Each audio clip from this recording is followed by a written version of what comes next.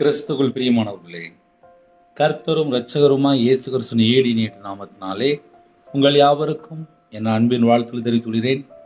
தேவன் அருளிய அப்பம் பிரேயர் மினிஸ்ட்ரி சேனல் மூலியமாக உங்களோடு சந்திப்பதில் மிகுந்த மகிழ்ச்சியுடன் தினம்தோறும் இரவு நேரத்திலே பரிசுத்த வேதாந்தத்திலிருந்து நாம் ஒரு பகுதியை தியானித்து நம்முடைய குடும்ப பாதுகாப்பிற்காக நாம் ஜெபித்து வருகிறோம்.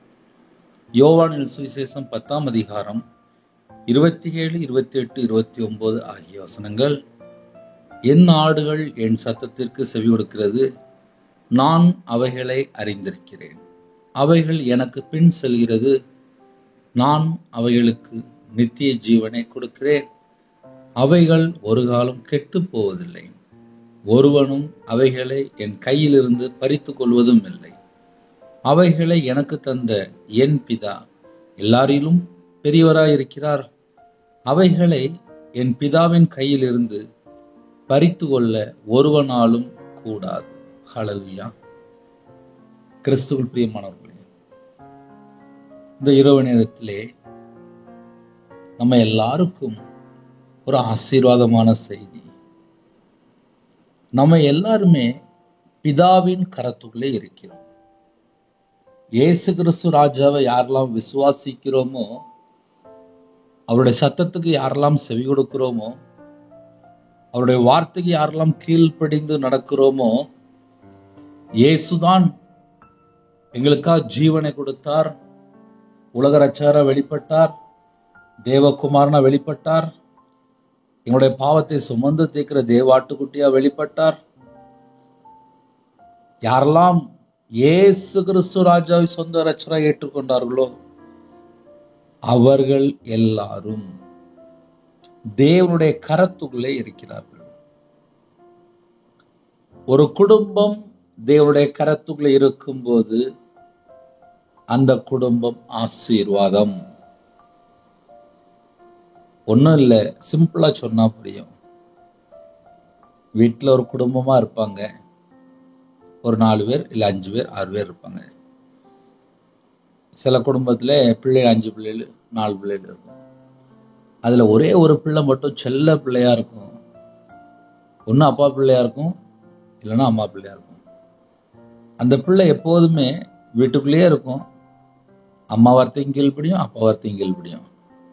அந்த பிள்ளை வாலிப வயசானா கூட, இல்லை அந்த பையன் வாலிப வயசானா கூட ரொம்பலாம் வீட்டு விட்டு வெளியெல்லாம் போக மாட்டான். ஏதாவது ஜாமான் கிட்ட வாங்கி கொடுத்து மறுபடியும் வீட்டில் இருந்து வந்துக்குவான். அந்த பையன் அம்மா அப்பா வார்த்தையை கீழ்படிவான்.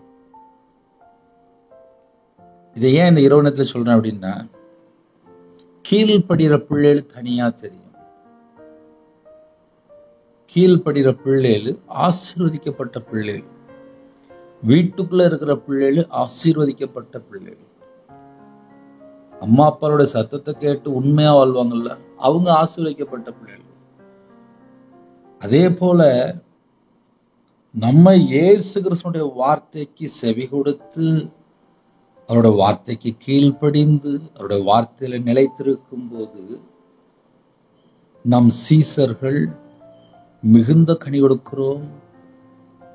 பிதாவாகி தேவன் மகிமைப்படுகிறார். இன்னைக்கு உள்ள செய்தி என்ன அப்படின்னா, தேவனுடைய கரத்துக்குள்ளே நாம் இருக்கிறோம். இன்னைக்கு செய்தி அதான். ஒரு மனுஷன் தேவனுடைய கரத்துக்குள்ளே இருக்கும்போது அதை ஒருவனும் பறித்து கொள்ள முடியாது, கூடாது. என்னை அல்லாமல் உங்களால் ஒன்றும் செய்யக்கூடாது அப்படின்னாரு. இயேசு கிறிஸ்து நம்ம இருதயத்துக்குள்ள இருக்கும்போது நம்மளுடைய வாழ்க்கை முறை, வாழ்க்கை பயணம் எல்லாமே வித்தியாசம். உலக மக்கள் அவங்க உலகத்துக்காக ஓடிட்டு இருப்பாங்க. என் ஆடுகள் என் சத்தத்துக்கு செவி கொடுக்கிறது. இப்போ ஆன்லைன் மூலியமாக, யூடியூப் மூலியமாக கர்த்தருடைய வார்த்தை நீங்க கேட்குறீங்க. இரவு நேரத்திலே பல விதமான சூழ்நிலையிலே தேவனுடைய வார்த்தைக்கு செவி கொடுத்து உங்களுடைய நேரத்தை எல்லாம் மாற்றி அமர்ந்து கேட்குறீங்க, தூங்கும்போது கேட்குறீங்க. தேவனோட வார்த்தையை நீங்க பெற்றுக்கொள்ளும் போது என் கூட இன்னைக்கு பேசியிருக்காரு, அந்த இருதயத்துக்குள்ள அந்த உணர்வு, உங்க இருதயத்துக்குள்ள தேவ ஆவியானவர் பேசுறாரா? தேவன் அருளிய அப்பம் யூடியூப் சேனல், வேற வேற நாட்டுக்குள்ளே வேற வேற சூழ்நிலையிலே கேட்குறீங்க. உங்க கூட கர்த்தருடைய ஆவியானவர் இடைப்பட்டால் உங்க இருதயத்தில் உள்ள எல்லா காரியத்தையும் கர்த்தர் வெளிப்படுத்துவார். ஒரு மாற்றம் இருக்கும். என் ஆடுகள் என் சத்தத்திற்கு செவி கொடுக்கிறது. அப்போ இயேசு கிறிஸ்துவை நாம் பின்பற்றும் போது நம்ம வாழ்க்கை ஒரு வித்தியாசம் இருக்கணும். அந்த வித்தியாசம் தான் ரொம்ப முக்கியமான ஒரு பாயிண்ட். இப்போ என் வாழ்க்கையிலே நடந்த காரியங்கள், ஒரு சில காரியங்கள் எப்போதுமே உங்களுக்கு நான் சொல்லுவேன். ஒரு சாட்சி போல எப்படி எப்படி நான் வெளியில வந்தேன் அப்படின்னு சொல்லி நிறைய காரியங்கள் சொல்லிட்டு இருப்பேன். என் ஆடுகள் என் சத்தத்திற்கு செவி கொடுக்கிறது அப்படின்னா என்ன பிரதர் அர்த்தம் அப்படின்னா, இப்போ என் வாழ்க்கையில நடந்த காரியங்கள் நான் சொல்லியிருந்தேன். அது ஈஸியா இருக்கும் புரியுறது, மக்களுக்கு புரியுறது ஈஸியா இருக்கும். சின்ன வயசுல நான் சர்ச்சுக்கு போனா கூட அந்த வசனத்தினுடைய ஆழம் எனக்கு தெரியல. வசனத்தை ரொம்ப வாசிக்காம ஒரு துன்மார்க்கனா வாழ்ந்திருக்கேன். ஜெபிக்கிற பழக்கம் இல்லை, வேதத்தை வாசிக்கிற பழக்கமும் இல்லை, தியானிக்கிற பழக்கமும் இல்லை, துதிக்கிற பழக்கமும் இல்லை. இதுதான் ரவிராஜ். அப்ப இப்படிப்பட்ட ஒரு ரவிராஜை தேவன் தொடும்போது என் வாழ்க்கையில நான் எங்க கர்த்தரை விட்டு தள்ளி போயிருக்கேன், எப்படி வாழ்ந்துட்டு இருக்கேன், இது எல்லாமே கையில பைபிள் எடுத்து வாசித்து பார்க்கும்போது என் இருதயத்துக்குள்ளே ஒரு மாற்றம். ஐயோ, நான் இப்படி துன்மார்க்கனாவோ வாழ்ந்தேன், நான் இப்படி பாவத்திலேயே வாழ்ந்தேன், இப்படியா நான் மீறுதல் பண்ணினேன், இப்படியா நான் அக்கிரமமா வாழ்ந்தேன், இப்படியா நான் துணிகரமா வாழ்ந்தேன், இதுதான் என் வாழ்க்கையா? அப்ப நான் கர்த்தருக்கு நான் கீழ்ப்படி இல்லையா? அப்ப தேவன் எதிர்பார்க்கிற பரிசுத்தம் என்கிட்ட இல்லையா? தேவன் எதிர்பார்க்கிற நீதி என்கிட்ட இல்லையா அப்படின்னு சொல்லி வசனத்தை வாசிக்கும் போது, அப்ப என்கிட்ட இவ்வளவு குறை இருக்கா அப்படின்னு சொல்லி இந்த வசனத்தை வைத்து கவனிக்கும் போது என்னோட வாழ்க்கையில நான் எனக்கும் தேவனுக்கும் உள்ள அந்த தொடர்பு, உறவு, ஐக்கியம் இதெல்லாம் எப்படி இருக்குன்னு சொல்லி பரிசுத்த ஆவியானவர் கற்றுக் கொடுக்க ஆரம்பித்தார். எல்லாருடைய வாழ்க்கையிலுமே எங்கேயோ ஒரு இடத்திலே அந்தரங்கத்திலே கர்த்தருக்கு பிரியமில்லாமல் ஏதோ ஒரு காரியம் இருந்துச்சு அப்படின்னா, பரிசுத்த ஆவியானவர் நமக்குள் இருக்கும்போது யோவான் 16:8 பரிசுத்த ஆவியானவர் நமக்குள்ள இருக்கும்போது பாவத்தை குறித்தும் நியாய தீர்ப்பை குறித்தும் நீதியை குறித்தும் உலகத்தையே கண்டித்து உணர்த்துகிற ஆவியானவர் நமக்குள்ள இருக்கும்போது நம்ம கர்த்தருடைய சத்தத்துக்கு எப்படிலாம் செவி கொடுக்கணும் என்பதை சத்திய ஆவியானவர் நமக்குள்ள இருந்து சகல சத்தியத்துக்குள்ளும் வழி நடத்தி நமக்கு போதிப்பார். அப்ப என் ஆடுகள் என் சத்தத்துக்கு செவி கொடுக்கிறது அப்படின்னா, நாம் வாழ்கிற காலம் பரிசுத்த ஆவியானவர் நம்மளை வழி நடத்துகிற காலம், கிருபையின் காலம் அப்படின்னா ஒரு மிகுந்த ஆசீர்வாதம் உள்ள ஒரு காலம். ஒரு பாவி மனம் திரும்பும் போது பரலோகத்திலே மிகுந்த சந்தோஷம். ரவிராஜ் கர்த்தரை விட்டு தள்ளி போய் வாழ்ந்துட்டு, ஐயோ என் வாழ்க்கையில் இப்படி துன்மார்க்கமான வாழ்க்கையா அப்படின்னு சொல்லி தேவன் பக்கம் நான் மனம் திரும்பும் போது, என்னோட வாழ்க்கையில எங்கெல்லாம் குறை இருக்குன்னு சொல்லி தேவனோட சமூகத்திலே தாழ்த்தி அர்ப்பணிக்கும் போது, இயேசு கிறிஸ்துவை விசுவாசிக்கும் போது என்னோட வாழ்க்கை மாற்றம் வருகிறது. இந்த செய்தி யாரெல்லாம் நம்ம கேட்கிறோமோ, நம்ம இருதயம் கர்த்தர் பக்கம் இருக்கா? விசுவாசத்திலே நம்ம வளர்ந்து கொண்டிருக்கிறோமா, பெருகி கொண்டிருக்கிறோமா? விசுவாசம் எந்த அளவுக்கு வளர்ச்சியில இருக்கு, விசுவாசம் எந்த அளவுக்கு பெருக்கம் இருக்கு. 5 வருஷம் முன்னாடி சர்ச்சுக்கு போனேன், இன்னும் நான் அப்படியே தான் சர்ச்சைக்கு போறேன், ஒரு மாற்றம் இல்லையே அப்படின்னா நம்ம கர்த்தருடைய சத்தத்துக்கு நம்ம செவி கொடுக்க ஆரம்பிச்சோமா? உண்மையா இருந்தால் ஆசீர்வாதம், பரிசுத்தமா இருந்த ஆசீர்வாதம், நீதியை பின்பற்றின ஆசீர்வாதம். இந்த மாற்றங்கள் நமக்குள்ள இருந்தா மட்டும்தான் என் ஆடுகள் என் சத்தத்திற்கு செவி கொடுக்கிறது.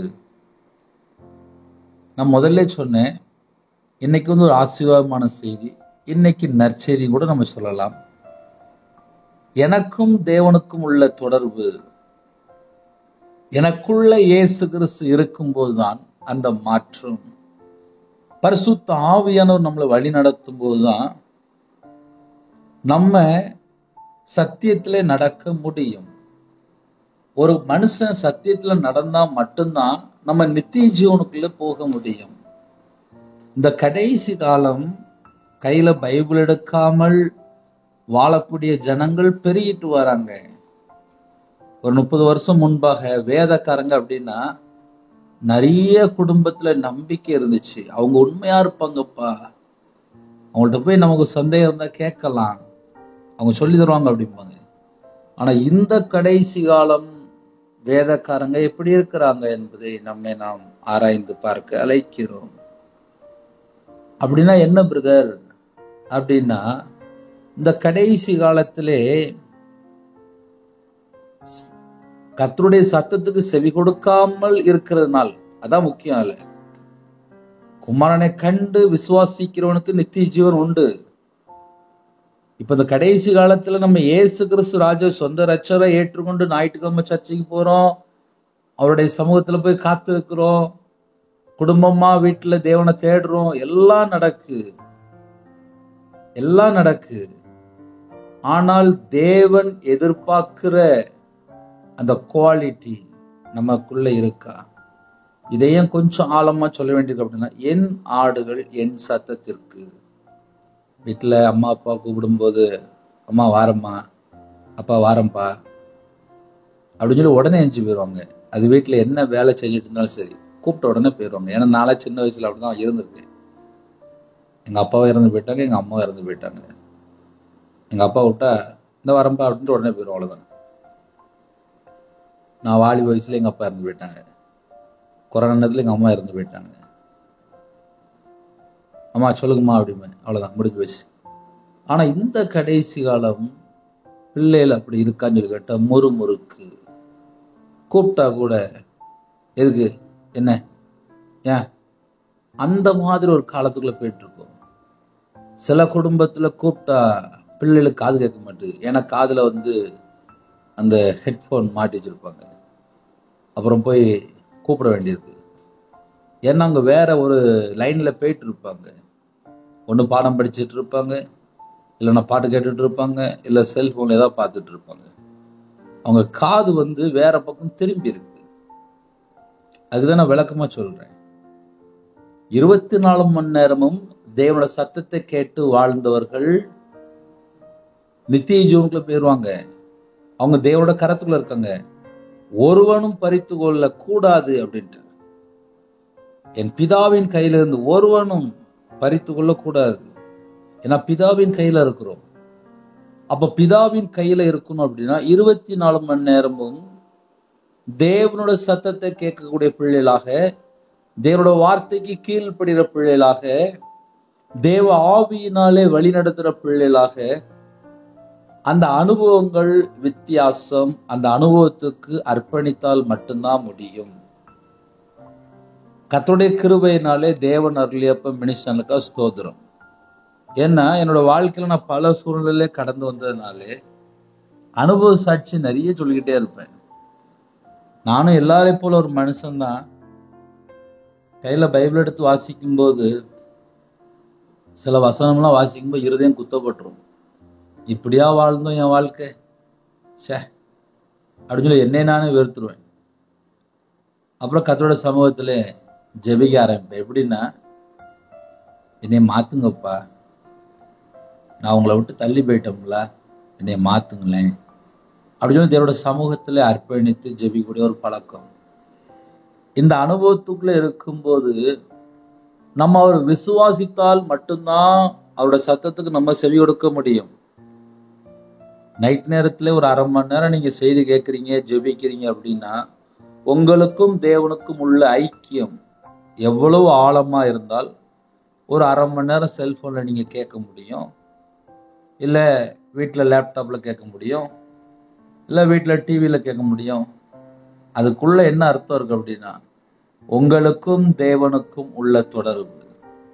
என் ஆடுகள் என் சத்தத்திற்கு செவி கொடுக்கிறது. இந்த வசனத்தை சொல்லும் போது நான் சின்ன வயசுல வீட்டுக்குள்ள வாழ்ந்த காலம் தான் எனக்கு ஞாபகம் வருது. எங்க அம்மா அப்பா கூப்பிட்டா உடனே வரமா அப்படின்னு, வேற ஒரு வார்த்தையுமே இருக்கு, வாரே, அவ்வளவுதான். அப்படியே வேலை செஞ்சுட்டு இருந்தா அப்படியே போட்டு போயிடுவேன். ஆனா இன்னைக்குள்ள காலம் அப்படி இருக்கா? கீழ்படிற காலமா இருக்கா? கர்த்தருடைய சத்தத்துக்கு செவி கொடுக்கிற காலமா இருக்கா? யூத் மீட்டிங் நடக்கு, சர்ச்சில் சண்டே சர்வீஸ் நடக்கு, கடைசி காலத்தில் உள்ள ஜெபம் நடக்கு, கடைசி காலத்தில் உள்ள செய்தி எல்லாமே நம்ம கேட்கிறோம். பரிசுத்தவான்கள் பேசிக்கொண்டே இருக்கிறாங்க. அந்த சத்தத்துக்கு நம்ம செவி கொடுக்கும் போது நமக்கு நித்திய ஜீவன். அந்த சத்தத்துக்கு நம்ம செவி கொடுக்காமல் உலகத்துக்குள்ள போகும்போதுதான் ஆபத்து. அதுக்கப்புறம் உலகத்தில் உள்ள அந்த மோக இச்சைக்குள்ள போய் சிக்கி கொள்றது, காம விகாரத்துல போய் சிக்கி கொள்றது, இச்சைக்குள்ள போய் சிக்கி கொள்றது, இதெல்லாம் எப்போ நடக்கும் அப்படின்னா கர்த்தருடைய சத்தத்தை கேட்காமல் வேற பக்கம் போகும்போதுதான் அவங்க கர்த்தரை விட்டு தள்ளி போயிருந்தாங்க. அப்ப இரவு நேரம் உங்களுக்கு உங்க வீட்டுக்குள்ள அழகா நைட்டு தூங்குறதுக்கு முன்பாக ஒரு செய்தி, ஒரு சின்ன ஜெபம். அப்ப இந்த செய்தி உங்களுக்கு ஆவிக்குரிய வாழ்க்கையிலே மனமாற்றம் இருக்கா? உங்களுக்கு தேவனுக்குள்ள தொடர்பு எப்படி இருக்கு? செல்போன்ல இன்டர்நெட் இருந்தா மட்டும்தான் பார்க்க முடியும், நெட் இல்லைன்னா மெசேஜ் கேட்க முடியாது. இவ்வளவுதான் லைஃப். அதே போல உங்க ஜெபம் பரலோகத்துக்குள்ள போகணும் அப்படின்னா முதல்ல விசுவாசம் எப்படி இருக்கு? அந்த விசுவாசம் அடுத்த ஸ்டெப் என்ன அப்படின்னா, என் ஆடுகள் என் சத்தத்திற்கு செவி கொடுக்கிறது. இயேசு கிறிஸ்து மேல நான் விசுவாசம் வச்சிருக்கேன், அவர் சொன்ன வார்த்தைக்கு நான் செவி கொடுப்பேன் அப்படிங்கறத ரெண்டாவது பாயிண்ட். நான் அவைகளை அறிந்திருக்கிறேன். நமக்கு ஒரு கிஃப்ட் கொடுக்காரு. அந்த கிஃப்ட் எப்படி இருக்கு அப்படின்னா, நான் அவைகளை அறிந்திருக்கிறேன். ஏன்னா இயேசு கிறிஸ்து மேல விசுவாசமும் வச்சிருக்கோம், அவருடைய சத்தத்துக்கு நம்ம செவி கொடுக்கிறோம் அப்படின்னா உடனே சொல்றாரு, நான் அவைகளை அறிந்திருக்கிறேன், நான் அவைகளை அறிந்து இருக்கிறேன், நான் அவைகளை அறிந்து இருக்கிறேன்.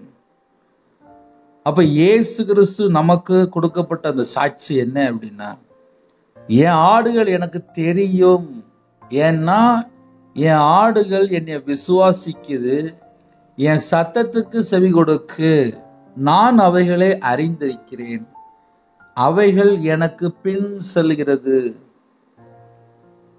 அப்ப அவருடைய ஆடுகள் அவருடைய சத்தத்துக்கு செவி கொடுத்து கீழ்ப்படிந்து கூடயே போகும்.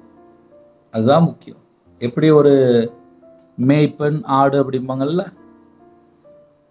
மேய்ப்பன் கூப்பிடும் போது அந்த ஆடு டக்குன்னு கிளம்பிடும். அதுவரைய பார்த்தா புல்லு மேய்ஞ்சிட்டு இருக்கும், அதுவரைய பார்த்தா அப்படியே சைட்ல போயிட்டு இருக்கும். அந்த மேய்ப்பன் ஒரு சவுண்டு கொடுப்பாரு, அந்த சவுண்டு கொடுத்த உடனே எல்லா ஆடு அப்படி ஒண்ணு போல கிளம்பும். ஏன்னா மேய்ப்பனுடைய சத்தம் அந்த ஆடுகளுக்கு தெரியும். ஆடு மேய்க்கிறவன்ட்ட கேட்டு பாருங்க, அழகா சொல்லுவாங்க, நான் ஒரு சத்தம் கொடுத்தா அவ்வளவு ஆடு அப்படியே கிளம்பிடும் அப்படிம்பாங்க. அவங்க ஆடை போய் பக்கத்துல போய் அடிக்கலாம் மாட்டாங்க, அந்த ஆடுக்கு ஒரு சத்தம் கொடுப்பாங்க. சத்தம் கொடுத்தோன்னா அவ்வளவு ஆடு கரெக்டா கிளம்பி. இந்த கடைசி காலம் கர்த்தருடைய வருகையில நம்ம காணப்படணும், ரகசிய வருகையில காணப்படணும் அப்படின்னா ஆயத்தமா இருக்கிற ஜனங்கள் மட்டும்தான் போக முடியும். நான் உலகத்துக்குள்ள சத்தத்தையும் கேட்பேன், நான் மனுஷ சத்தத்தையும் கேட்பேன், எனக்கு பல காரியம் இருக்கு, எனக்கு நேரம் இல்லை, எனக்கு இயேசு ரொம்ப பிடிக்கும், அதே நேரத்துல நான் மனுஷனோட சத்தத்துக்கு பின்னாடியும் போயிட்டு இருக்கேன் அப்படின்னு சொல்லி பலவிதமான ஜனங்கள் இருப்பாங்க. அவங்க கர்த்தரோட சத்தத்துக்கு செவி கொடுத்த மாதிரி இருக்கும், ஆனா உலகத்துக்குள்ள போய் சிக்கி கொள்ளும்போது, உலகத்துல இச்சையிலையோ இல்ல ஐஸ்வர்யத்தின் மயக்கத்திலேயோ, மதுபான மயக்கம் இருக்கு, விபச்சார மயக்கம் இருக்கு, எங்கேயாவது போய் சிக்கி கொள்ளும்போது அவங்க அதுல அடிமையா இருப்பாங்க. ரகசிய வருகையில எப்படி போக முடியும்? ஆயத்தமா இருந்தவங்க மட்டும்தான் போக முடியும். அதனால இந்த இரவு நேரத்திலே நான் அவைகளுக்கு நித்திய ஜீவனை கொடுக்கிறேன். அந்த நித்திய ஜீவன் யாருக்கு பிரதர் அப்படின்னா, மனம் திரும்பி சிறு பிள்ளை போல மாறிடணும். நான் இப்பவும் கையில பைபிள் எடுத்து வாசிக்கும் என்னதான் யோசிப்பேன், இந்த வசனத்துக்கு நான் கீழ்ப்படியுமே, வசனத்துக்கு கீழ்ப்படியுமே. வசனம் இப்படி எழுதப்பட்டிருக்கு, என்னை பரிசுத்தப்படுத்துங்கப்பா, என்னை பரிசுத்தப்படுத்துங்கப்பா, என்னை பரிசுத்தப்படுத்துங்கப்பா. அப்ப நம்ம வாழ்க்கை வசனத்தினால கட்டப்பட்டால் அருமையா இருக்கும். நான் அவைகளுக்கு நித்திய ஜீவனை கொடுக்கிறேன். அவைகள் ஒரு காலம் கெட்டு போவதில்லை. அவைகள் ஒரு காலமும் கெட்டு போவதில்லை. அவைகள் ஒரு காலமும் கெட்டு போவதில்லை. இந்த இரவு நேரம் நமக்கும் தேவனுக்கும் உள்ள ஐக்கியம், நமக்கும் தேவனுக்கும் உள்ள தொடர்பு, அது ரொம்ப முக்கியம். அவைகள் ஒரு காலம் கெட்டு போவதில்லை. அதை சிம்பிளா சொல்றேனே, இயேசு கிறிஸ்துவோட சத்தத்தை கேட்டு அவரோட வார்த்தை விசுவாசித்து அவர் எப்படி வாழச் சொன்னாரோ அப்படி வாழுகிற ஜனங்களுக்கு அவங்க கெட்டே போக மாட்டாங்களாம். அவங்க கரெக்டா நித்திய ஜீவனுக்குள்ள போயிடுவாங்களாம். நான் அவைகளுக்கு நித்திய ஜீவனை கொடுக்கிறேன், அவைகள் ஒரு காலம் கெட்டு போவதில்லை. அவங்க கர்த்தருடைய வழியை விட்டு வழி விலக மாட்டாங்க. ஏன்னா அவங்க கர்த்தருடைய வார்த்தை கீழ்ப்படுகிற பிள்ளைகள்.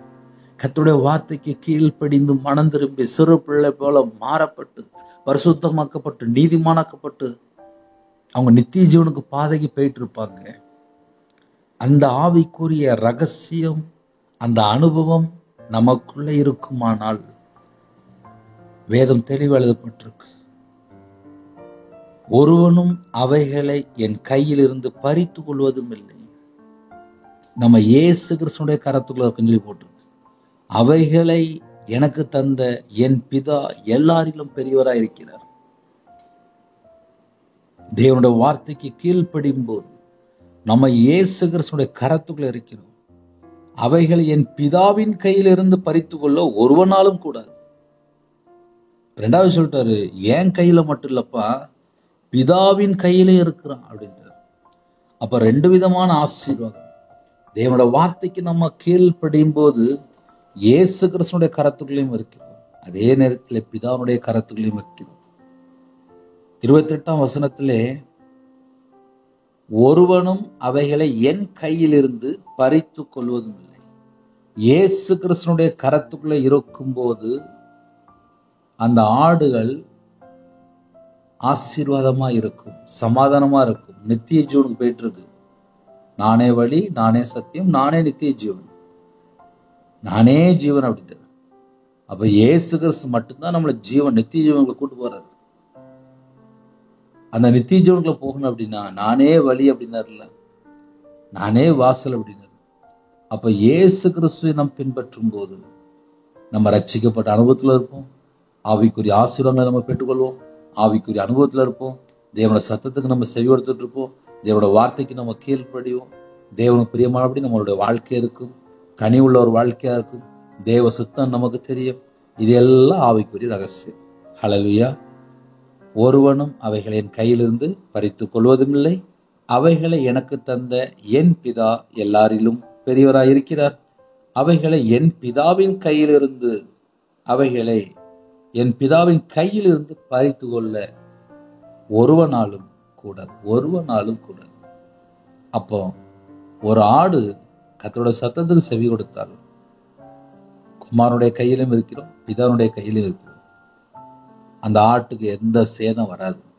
எப்படி ஒரு வீட்டுக்குள்ள அம்மா அப்பா இருக்கிறாங்க, அந்த பிள்ளைகள் வீட்டுக்குள்ள அடங்கி இருந்துச்சு அப்படின்னா தேவன் பார்த்துக்கிடுவார். அந்த வீட்டுக்குள்ள எல்லா காரியமும் அம்மா அப்பா பார்த்துட்டு இருப்பாங்க. அதே போல இந்த பூமியில வாழ்ற வாழ்க்கை குமாரனுடைய சத்தத்தை கேட்டு அவருடைய வார்த்தையை விசுவாசித்து அவருடைய வார்த்தைக்கு செவி கொடுக்கிற பிள்ளைகளுக்கு நித்திய ஜீவன். அவைகளை ஒருவன் என் கையிலிருந்து பறித்துக் கொள்வதும் இல்லை. ஹல்லேலூயா. இரவனத்துக்கு ஜெபிப்போமா? கண்களை மூடி நாம் ஜெபம் செய்வோம். எங்களை அதிகமாய் நேசிக்கிற அன்பும் இரக்கமும் நிறைந்த பரிசுத்தமுள்ள நல்ல பிதாவே, உம்மை நன்றியோடு துதிக்கிறோம், சொல்கிறோம்ப்பா. உங்க கரத்துல அர்ப்பணிக்கிறோம்ப்பா. இணைந்திருக்கிற குடும்பங்கள் இயேசு கிறிஸ்துவின் இரத்தத்தினாலே கழுவப்பட்டு இயேசு கிறிஸ்துவின் இரத்தத்தினாலே காக்கப்படணும். உங்க நாமம் எல்லாருக்கும் தரிப்பிக்கப்படணும். பிதா, குமாரன், பரிசுத்த நாமத்தினாலே ஒவ்வொரு குடும்பத்தையும் முத்திரை போடுங்க. இந்த இரவு நேரத்திலே கர்த்தருடைய பிள்ளைகள் ஆயத்தமாகணும். கர்த்தருடைய வருகைக்கு ஆயத்தமாகணும். நித்திய ஜீவனுக்கு தகுதியுள்ள பிள்ளைகளா மாறணும். மனம் திரும்பி கனி கொடுக்கிற பிள்ளைகளா இருக்கணும். சிறு பிள்ளையை போல மாறி இருக்கணும். விசுவாசத்திலே வளரணும், பரிசுத்தத்திலே வளரணும், நீதியை பின்பற்றணும், உண்மையில வளரணும், ஆசீர்வதிக்கப்பட்ட சந்ததியா இருக்கணும், கனி கொடுக்கிற பிள்ளைகளா இருக்கணும். அந்த கிருபை உங்க பிள்ளைகளுக்குள்ள பெருகட்டும். இரவு நேரத்துல யாரெல்லாம் கற்பதனிக்க ஜெபிக்கிறாங்களோ அந்த குடும்பத்தை கர்த்தர் கண்ணோக்கி பாருங்க. மாசமா இருக்க குடும்பத்தை கர்த்தருடைய கரத்துல அர்ப்பணிக்கிறோம். டெலிவரிக்கு யாரெல்லாம் ஆயத்தமா இருக்காங்களோ அந்த பிள்ளைகளோட கர்த்தரை புறப்பட்டு போங்க. இரவு நேரத்திலே சில வாலிப பிள்ளைகள், வாலிப சகோதரங்கள் ஜெபிக்கிறாங்க. உங்க பிள்ளைகள் பரிசுத்தமாக்கப்படணும், பரிசுத்த சந்ததியா இருக்கணும். அதற்குள்ள வாசல் திறந்து விடுங்க. ஏற்ற துணையை தாங்க. ரட்சிக்கப்படணும், கிருபை பெற்றுக்கொள்ளணும், மனம் திரும்பி கர்த்தருக்காக பரிசுத்தமுள்ள ஒரு வாழ்க்கை வாழணும். கிருபை தாங்க. திருமணம் முடிந்ததுக்கு அப்புறம் எந்தெந்த குடும்பத்திலே கர்த்தரை விட்டு தள்ளி போய் ஒரு துன்மார்க்கமான வாழ்க்கையா இருக்கோ, கனி இல்லாத வாழ்க்கையா இருக்கோ, சபிக்கப்பட்ட வாழ்க்கையா இருக்கோ, விக்கிரத்துக்குள்ள எந்த குடும்பத்திலே மூழ்கி போய் கிடக்குறாங்களோ, அசுத்தத்துக்குள்ளே, அருவருப்புகளையும் தீட்டுக்குள்ளேயும் எந்த குடும்பத்திலே மூழ்கி போய் கிடக்குறாங்களோ அந்த குடும்பம் ரட்சிக்கப்பட வேண்டும். கர்த்தருடைய கரம் பிள்ளைகளை தொடட்டும். மனம் திரும்பி சிறு பிள்ளை போல மாற அவங்க பிள்ளைகளை பரிசுத்தப்படுத்துங்க. இரவு நேரத்திலே கடனிலையும் கஷ்டத்திலையும் இருக்கிற பிள்ளைகளை உம்முடைய கரத்தில் அர்ப்பணிக்கிறோம். கண்ணீரோடு வாழித ஜனங்களை உம்முடைய கரத்தில் அர்ப்பணிக்கிறோம். தேவன் அருளி அப்பம் மினிஸ்டர்களை உம்முடைய கரத்தில் அர்ப்பணிக்கிறோம். வெளிநாட்டில் இருக்க ஜனங்களை உம்முடைய கரத்தில் அர்ப்பணிக்கிறோம். அப்பா, நிறைய குடும்பத்திலே தீர்மானம், நிறைய குடும்பத்திலே பொருத்தனை, நிறைய குடும்பத்திலே அர்ப்பணிக்கிறாங்க. ஏற்ற வாசல் திறந்துதாங்க. வேலைக்கா ஜெபிக்கிறாங்க, வீடு கட்டணும், இடம் வாங்கணும், சொத்து வாங்கணும், இதெல்லாம் யோசிக்கிறாங்க. தேவனுடைய கரத்துல இந்த குடும்பத்தை அர்ப்பணிக்கிறோம். தேவ திட்டம் உங்க பிள்ளைகளோட வாழ்க்கையில நிறைவேறட்டும். இரவு நேரத்திலே இன்பமான தூக்கம் தாங்க. இங்க இதயத்துக்குள்ளே கர்த்தரை விட்டு தள்ளி போற எல்லா தீட்டான காரியம், அருவருப்பான காரியம், அசுத்தமான காரியம், பொய்யான காரியம் எல்லாவற்றையும் விலக்கி உங்க பிள்ளைகளை உங்க ரத்தத்தினால கழுவி சுத்திகரித்து ஆட்டுக்குட்டியான ஜீவவஸ்துல எழுதப்படணும். இந்த இரவு நேரத்துல கர்த்தருடைய வருகை இருந்தா கூட எங்களோட ஆத்மா, எங்களோட ஆவியா எல்லாம் சரீரம் எல்லாம் பரிசுத்தமாக்கப்படும். கர்த்தருடைய வருகையில நாங்க காணப்படணும்.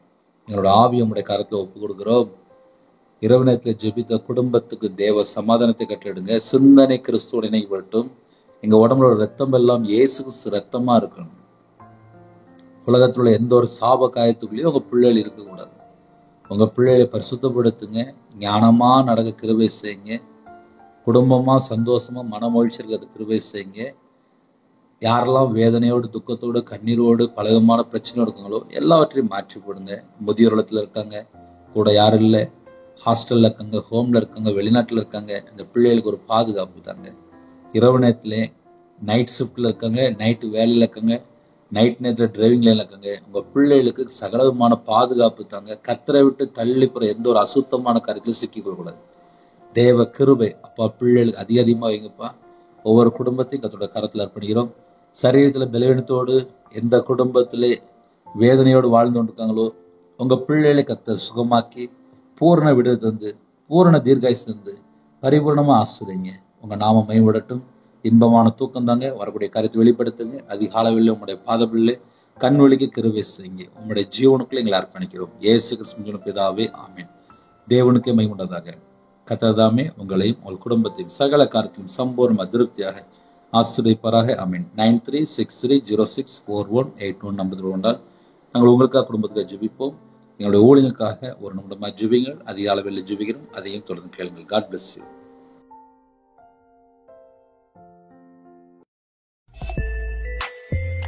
Thanks for watching. Please subscribe our channel. Click the like and share. Click the bell. God bless you.